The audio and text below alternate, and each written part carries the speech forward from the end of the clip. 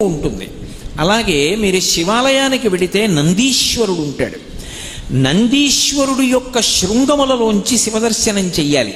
అసలు నందీశ్వరుడి దగ్గరికి వెళ్ళి ప్రార్థన చెయ్యకుండా శివలింగం వంక దర్శనం చెయ్యకూడదు. నంది దగ్గరికి వెళ్ళి మొట్టమొదట ప్రార్థన చెయ్యాలి. ఏమని అంటే, నందీశ్వర నమస్తుభ్యం సాంబానంద ప్రదాయక మహాదేవస్య సేవార్థం ఆజ్ఞాం దాతుమర్హసి అని అడగాలి. అనుజ్ఞాం దాతుమర్హసి. నందీశ్వర నమస్తుభ్యం. నమస్తుభ్యం అంటే రెండు చేతులు కైమోడ్చి ఇలా శిరసు ఉంచి నమస్కరించాలి. నమస్కరించి, ఓ నందీశ్వర నీకు నమస్కరిస్తున్నాను. ఎవరు నువ్వు? సాంబానంద ప్రదాయక. సా అంబ ఆనంద ప్రదాయక. అమ్మతో కలిసి ఉన్నటువంటి శివుని యొక్క దర్శనాన్ని నాకు అనుగ్రహించగలిగినటువంటి వాడివి. వాళ్ళ ఇద్దరి దర్శనము చేత నేను ఆనందమును పొందేటట్టుగా చెయ్యగలిగిన వాడివి నువ్వు. నీ అనుగ్రహం లేకపోతే ఆయన దర్శనం లేదు. కాబట్టి సాంబానంద ప్రదాయక మహాదేవస్య సేవార్థం. నేను మహాదేవుని యొక్క సేవ చెయ్యాలనుకుంటున్నాను. ఆయన ఎదురుగుండా నిలబడాలనుకుంటున్నాను, నమస్కరించాలనుకుంటున్నాను. కాబట్టి మహాదేవస్య సేవార్థం అనుజ్ఞాం దాతుమర్హసి. మీరు నాకు అనుజ్ఞ ఇవ్వండి, అనుమతి ఇవ్వండి. మీరు అనుమతిస్తే అప్పుడు నేను లోపలికి వెడతాను అని చెప్తారు. నందీశ్వరుడు కేవలముగా పరమశివుడు వచ్చేటటువంటి వాహనం ఒక్కటే కాదు. అసలు నందీశ్వరుని యొక్క అనుమతి లేకుండా శివాలయంలో శివదర్శనం చేశారనుకోండి, దాన్ని శంకరుడు అంగీకరించాడు. ఎందుచేత అంటే, శివదర్శనాన్ని ఇవ్వడానికి మొట్టమొదట ఎవరు అనుగ్రహించాలి అంటే నందీశ్వరుడు అనుగ్రహించాలి. ఎక్కడి నుంచి వచ్చింది నందికా శక్తి శివపరివారంలో అంటే, శిలాదుడు అని ఒక మహర్షి. ఆయన మహానుభావుడు. ఆయనకి ఒకప్పుడు ఒక విచిత్రమైనటువంటి కోరిక కలిగింది. నాకు ఒక కుమారుడు కలగాలి, కానీ అందరు పిల్లలు పుట్టినట్టే భార్య యొక్క సహాయము వలన నా తేజస్సు నా భార్య యొక్క శోణితము కలిసి నా భార్య యందు పిండముగా రూపుదిద్దుకొని ఏదో కొన్ని నెలలు ఆమె గర్భము ధరించిన తరువాత బయటికి వచ్చేటటువంటి శిశువు ఒక కాంతితో ఒక బాలుడు పైకి లేచాడు. లేచి యజ్ఞకుండంలోంచి బయటికి వచ్చాడు. ఓ శివానుగ్రహంతో నాకు ఈ కుమారుడు కలిగాడన్నాడు. వాడికి ఉపనయనం చేశాడు, వేద విద్య అంతా నేర్పించాడు, పెరిగి పెద్దవాడు అవుతున్నాడు. పరమశివుడు చిన్న పరీక్ష పెట్టాలనుకున్నాడు. మహర్షుల్ని పంపించాడు.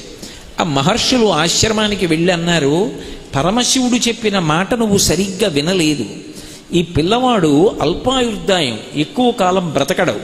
ఈ పిల్లవాడు ఆయుర్దాయం అయిపోయింది, ఇంకా కొద్ది రోజులే ఉంటాడన్నాడు. శిలాదుడు ఘోరున ఏడ్చాడు. ఈ పిల్లవాడు అన్నాడు, నాన్నగారు దేనికి ఏడుస్తున్నారు? నిగ్రహానుగ్రహ సమర్థుడు పరమశివుడు. ఆయన ఇవ్వలేనిది లోకంలో లేదు. నేను ఆయన గురించి తపస్సు చేస్తానని వెళ్ళి కూర్చొని పరమశివుడి గురించి తపస్సు చేశాడు. ఆ పిల్లవాడి తపస్సుకి పరమ సంతోషాన్ని పొందినటువంటి శంకరుడు ప్రత్యక్షమయ్యాడు. ప్రత్యక్షమై, నేను నీ పట్ల ఎంతో సంతోషాన్ని పొందాను, కాబట్టి నీకు నేను కొన్ని విశేషాలని అనుగ్రహిస్తున్నాను. మీ నాన్న నన్ను వరం అడిగాడు, శిలాదుడికి కొడుకుగా ఉండాలన్నాడు. అందుకని నువ్వు శిలాదుని యొక్క కుమారుడు అని పిలవబడతావు. అయోనిజుడు కావాలన్నాడు, యజ్ఞకుండంలోంచి పుట్టావు. నేను మహర్షులతో అలా కబురు చేశాను, కానీ నిజానికి నేను ఆ మాట అనలేదు. నిన్ను అల్పాయుర్దాయంతో ఉండేవాడివి అనలేదు. నీకు జరామరణములు లేవు, నీకు మృత్యు అన్నది రాదు. నాతో సమానమైనటువంటి రూపం కావాలని మీ నాన్న అడిగాడు.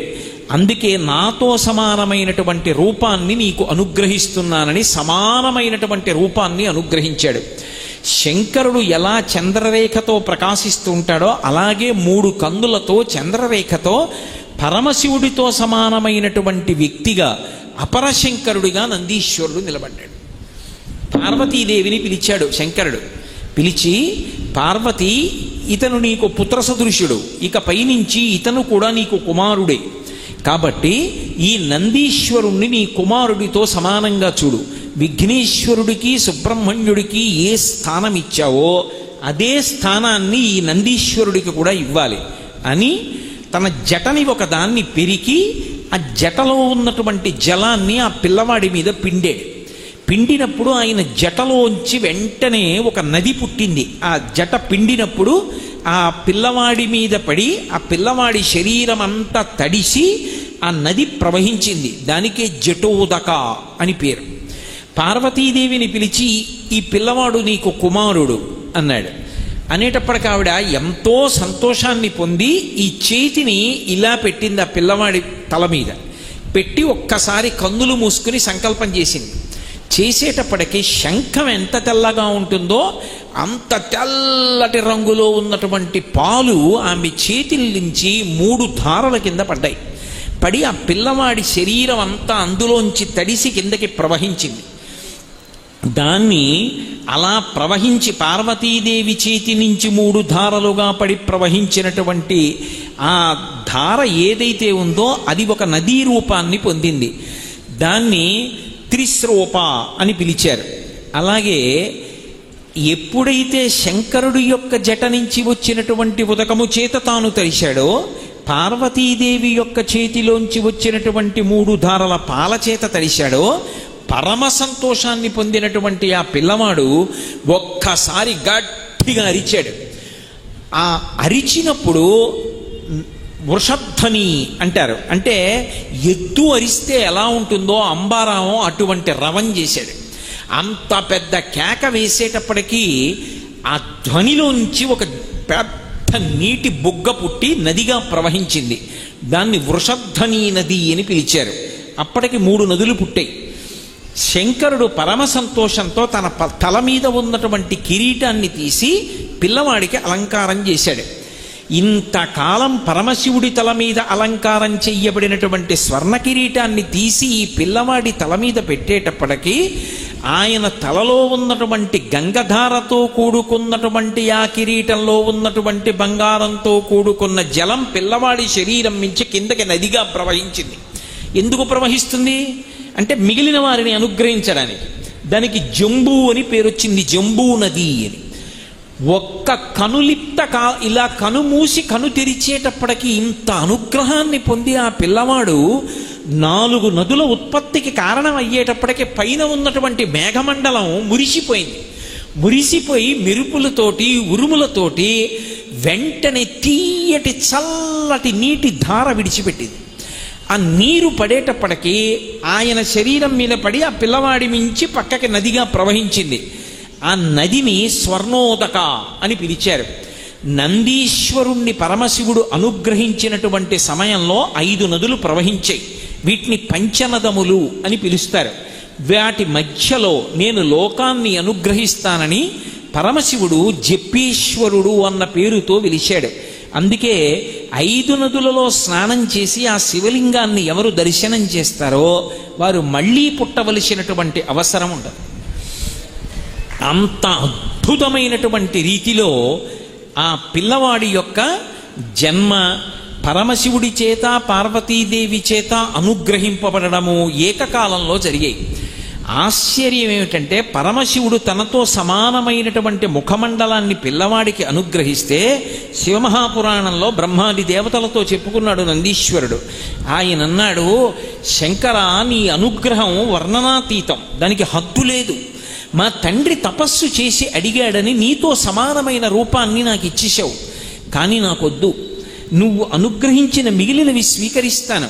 కానీ నువ్వు ఎలా ఉంటావో అలాగే నా ముఖం ఉంటే నాకు నీకు భేదం చెప్పడం కష్టం కావచ్చు, నన్ను శివుడు అనుకోవచ్చు. నాకు అంత ఆశ లేదు. ఇది నీ హద్దులేని అనుగ్రహం. అందుకే నాకు వానర ముఖాన్ని కటాక్షించమని అడిగాడు. ఆ పిల్లవాడు యొక్క వినయ విధేయతలు చూసి సంతోషించినటువంటి శంకరుడు, నువ్వు ఎప్పుడు అలా కనపడాలనుకుంటే అప్పుడు నీ ముఖము వానర ముఖంగా కనపడుతుంది, కోతి ముఖంలా కనపడుతుంది అని అనుగ్రహించాడు. అందుకే వానర ముఖంతో దర్శనమిస్తుంటారు నందీశ్వరుడు. అటువంటి మహానుభావుడై అంత వినయంతో ఆయన నిలబడ్డాడు. నిలబడితే ఆయన్ని ప్రమథగణములన్నిటికీ కూడా అధిపతిగా పట్టాభిషేకం చేశాడు శంకరుడు. నా ఆనందమునకంతటికీ నువ్వు కారణమయ్యావు కాబట్టి నీకు నంది అని పేరు పెడుతున్నానన్నాడు. నందుడౌట చేసి నంది అనుచు నామకరణం బొనర్చే, అందుకని నంది అని పేరు పెట్టాడు. ఈశ్వరుడితో సమానమైన శక్తి ఉన్నవాడు కాబట్టి ఈశ్వర శబ్దం పక్కన చేరింది. నందీశ్వరుడు అని పిలుస్తారు.